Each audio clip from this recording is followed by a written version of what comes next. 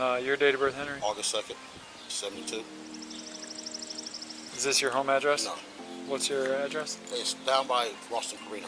Yeah, I just know that. You don't know your address? I don't know the full address. Do you know your phone number? Hell no, I don't even know that either. I swear to God, I don't. Henry, you don't know where your daughter is, you don't know your address, and you don't know your phone number. No, for real. I'm finna So, give it to you now.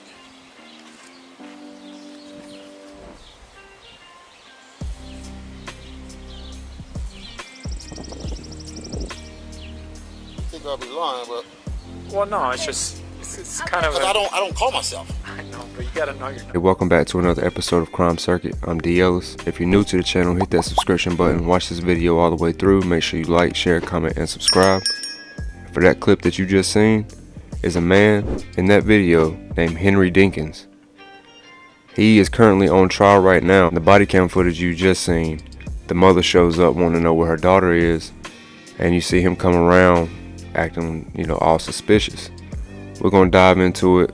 Like I said, like, share, comment, subscribe. Let's get into it. Henry Earl Dinkins, 51, of Davenport, is charged with first-degree murder and first-degree kidnapping in Breasia's July 2020 disappearance and slaying.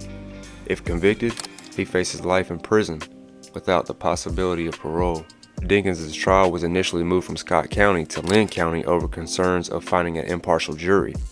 Prosecutors and the defense were in the process of vetting the jury pool on Tuesday when Dinkins opted for a bench trial instead. Court documents show that both sides agreed, and if you're wondering how this beautiful girl ended up in the care of this man, he is the father of Breasia's younger brother, with whom she was having a sleepover with that night as she went missing. Breasia would disappear over the night, and her family reported her missing the very next day. Dinkins, who had a significant criminal history, was immediately a person of interest in her disappearance. Davenport police investigators, with the aid of multiple local, state, and federal agencies, would spend the next several months conducting an exhaustive search for the young girl. Meanwhile, Dinkins was already in jail after Breasia went missing for violating a S offender registry requirement program. So pretty much, Henry had failed to notify authorities when he would move in with his girlfriend, who lived at an apartment complex where Breasia was last seen alive. If you're a S offender or whatever you want to call them, I guess every time you move, you have to notify authorities and let them know, this is my current address or whatnot. On top of that, he was also forbidden from having contact with any type of minors.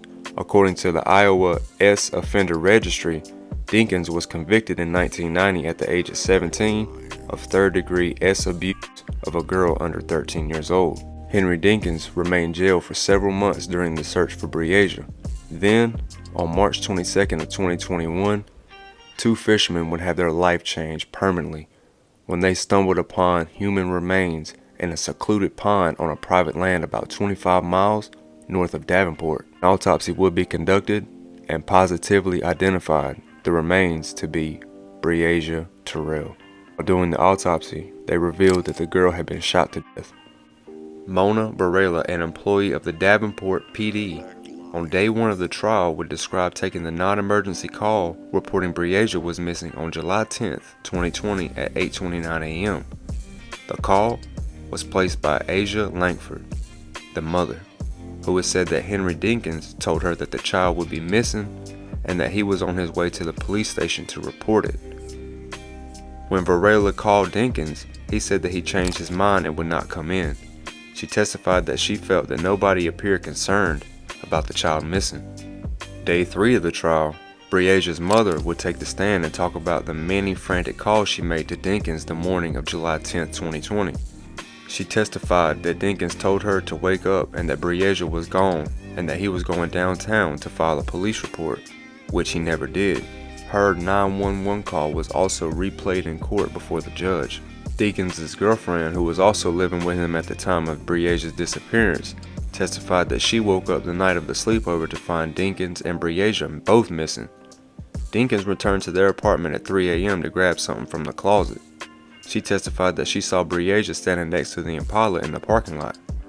Dinkins didn't say where he was going and would end up leaving, presumably with Breasia, who would never be seen alive after that night. It gives me an eerie feeling watching that day one body cam footage, knowing that the mother was right beside the person that took the life of her kid.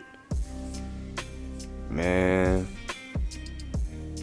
that shit just don't sit right with me. That's why I don't trust nobody. Condolences to the family, and rest in peace to Breasia Terrell, first and foremost. I'm not sure if there is any GoFundMes for her right now. If I do, I will post them.